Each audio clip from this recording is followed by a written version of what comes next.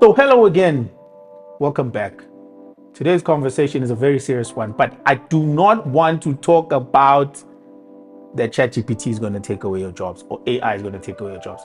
Like I always say on this channel, ChatGPT or AI is not going to take away your jobs. It's the people that are using it that are going to take away the jobs. I think we need to have a conversation about why ChatGPT matters in the law.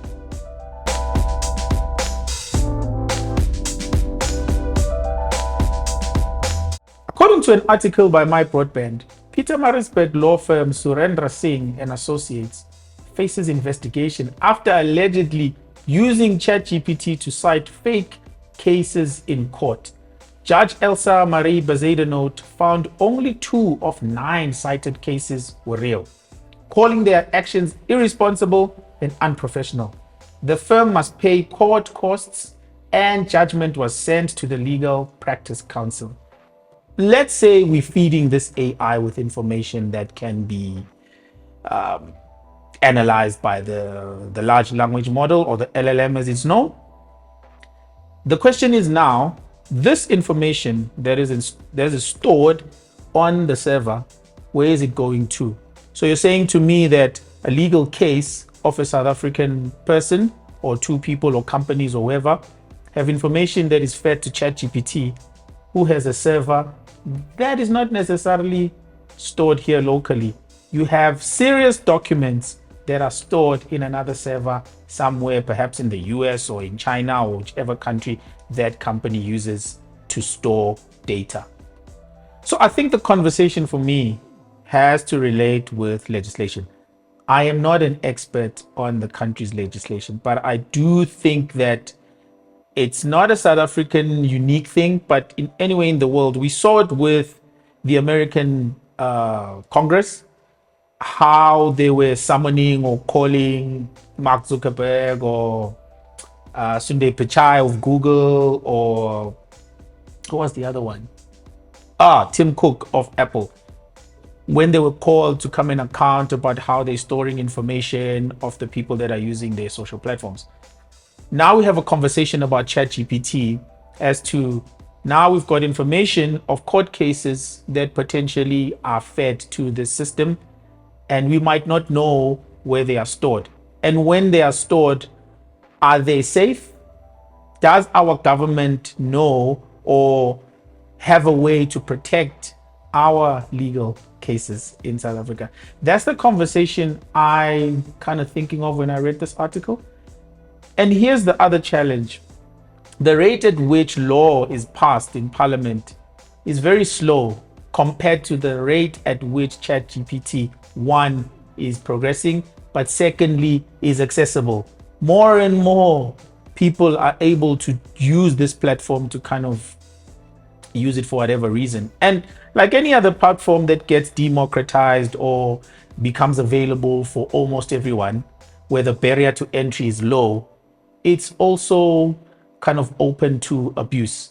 And now these lawyers in Pietermaritzburg, hey, I don't know. Yeah, but it's a really messy situation. And at the same time, I'm asking myself that in a company like a law firm where you have this kind, how do you even train people to say, okay, I'm not going to use ChatGPT to find out about a particular law or whatever this law says in the Act of 19 whatever.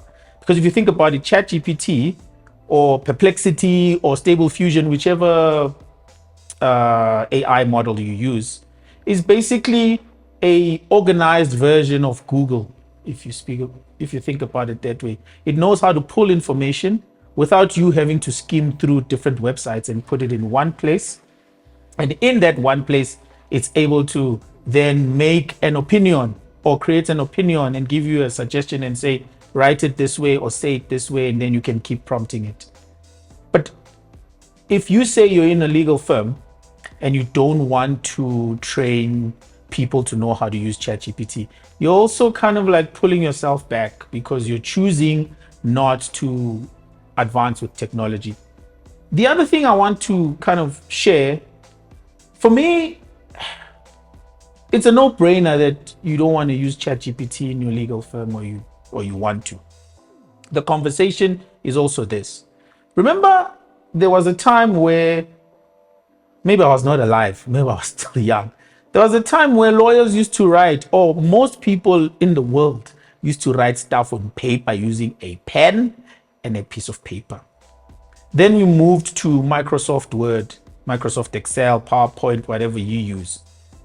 And then there was a time where you were asked on a CV, you must know how to use Microsoft. You must know. It was a job spec. Today, they don't even ask you. They expect you to use or to know how to use Microsoft Word or Microsoft Excel, depending on the job spec that you have. But what that has done, and this is my point, it has sped up the amount of time on how I do my work. Like, for an example, if I have a spreadsheet and I have to document all these accounts and monies that need to go into the system, I can use an Excel spreadsheet. But if I were writing them on a piece of paper, then have to manually type them, then it adds the time. Here's the point. If you're a lawyer and it took you X amount of time to go through a court case, let's say, I'm making an example, I'm not a lawyer. 60-page document takes you about 3 days to go over. Mara, the AI can do it in 1 minute. So if you charge me 3,000 or 2,000 per hour, and the AI can go through it in 1 minute, what are you charging me? If the AI can do it. And I know some lawyers will say, hey, but it's not the same. Yeah.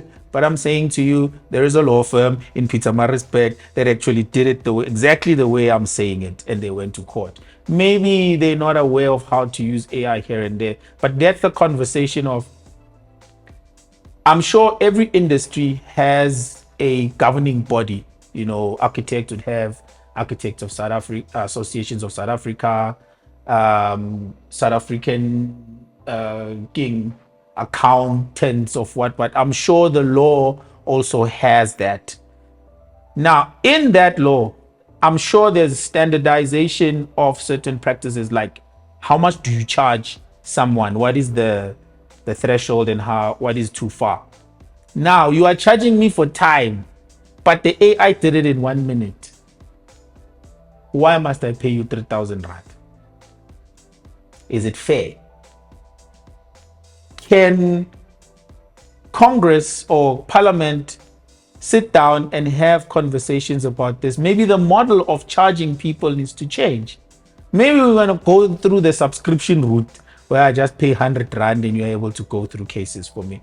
But for me, the positive side is to say, I don't know, maybe part of the reason people are staying in prison for so long on trial is maybe the rate at which people or lawyers can go through documents and recommend solutions or go to court and represent them. But if the AI can go through this thing in less time, could it be that maybe some people won't spend as much time in prison? And I know I'm throwing a lot of things here, but I'm going back again to say the way in which the legal world functions kind of needs to have a conversation, not just with the ChatGPT company or Perplexity or Stable Fusion and all the other, or Gemini by Google. But the conversation is, how do we then now safeguard, protect, and also practice within these parameters without throwing it away? To say we're going to ban ChatGPT out of the country is definitely not a wise decision, because big business is kind of going that way. So I think these are some of the things that perhaps one wants to think about in kind of addressing some of the things that we are going through in this country. I don't know. If you have a comment, please shoot it on the comment section and let's have a conversation. If you're a lawyer, hey, let's chat, man. I think your business is in trouble, but maybe not as I said.